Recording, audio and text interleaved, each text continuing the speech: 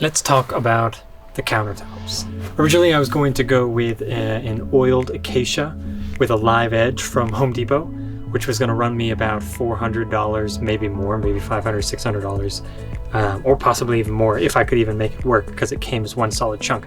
Because I really liked the solid, hectic looking, high density of grain and different color and character wood.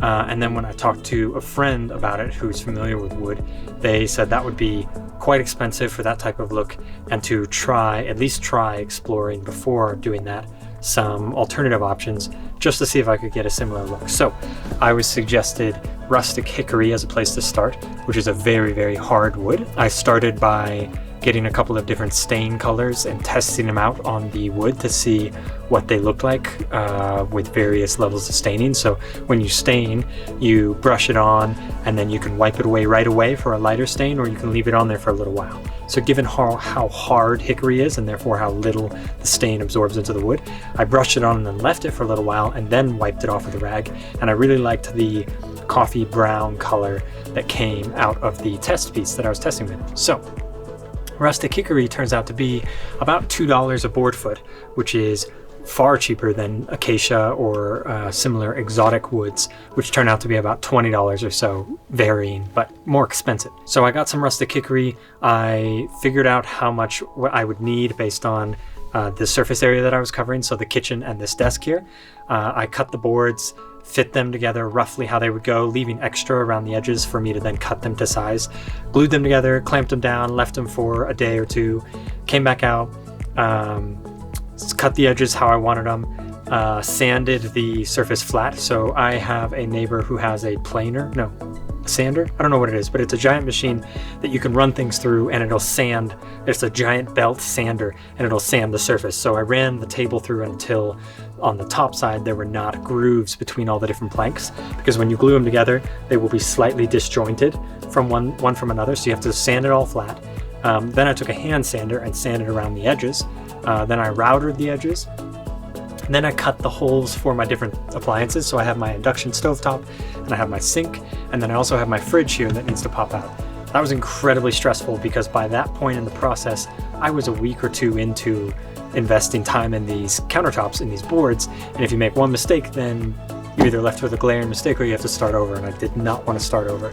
So that was really, really nerve-wracking. Cutting through hickory is very tough, given how tough the wood is. After I cut the holes for the different appliances, I made sure everything was just how I wanted it. All the holes were cut, the edges were routed, everything was sanded pretty clean. And then I put on a layer of provincial oil-based stain using just a brush and a smaller can of the stain from a local hardware store.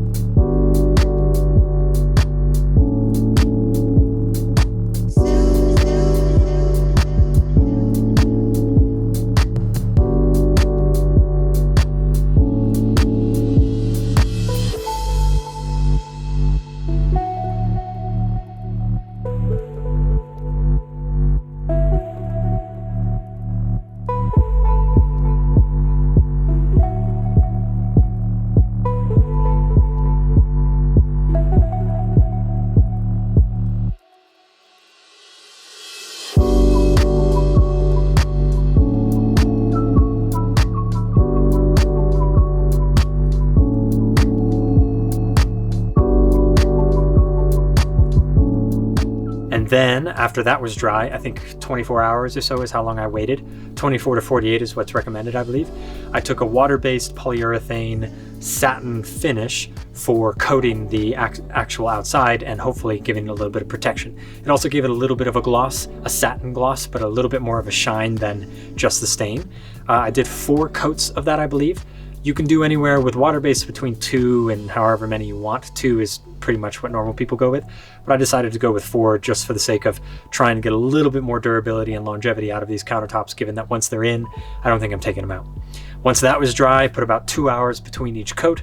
Once all that was done, got the boards into the van and fastened them using 2-inch decking screws, which are going up through the 2x4 supports in both the kitchen and the desk area, through the 2x4s and just into the 3/4 rustic hickory.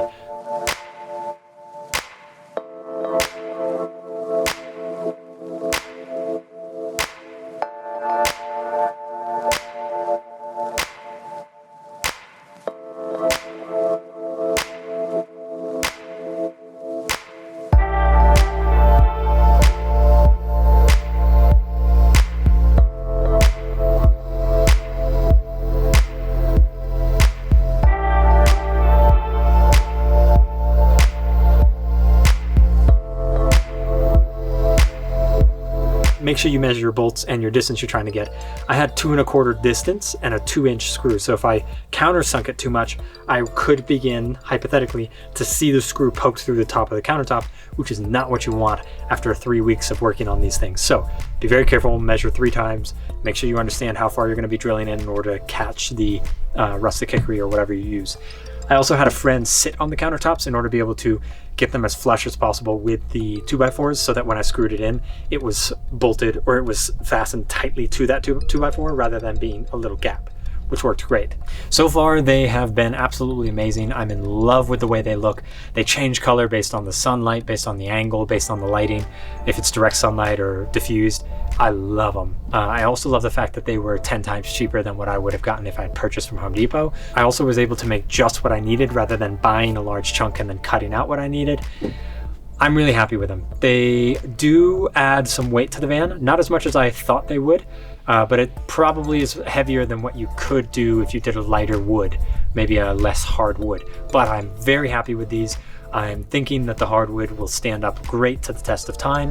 I don't think that the poly will protect completely from, let's say, setting a hot or a cold dish or a wet dish on there for an extended period of time. But I expect the van to take on character as I live in it, and maybe as the next person I sell it to lives in it. I don't think that's a negative thing necessarily. Overall, very, very happy with the countertops. Definitely a learning process along the way. I asked a lot of questions of my neighbor who understands this type of stuff, and really thought about every step thoroughly before cutting, before staining, before doing anything, because this was a weeks-long process, and one issue at the very end would bring me all the way back to the beginning, quite demoralized. Happy with my countertops though. Very non-aesthetic, right?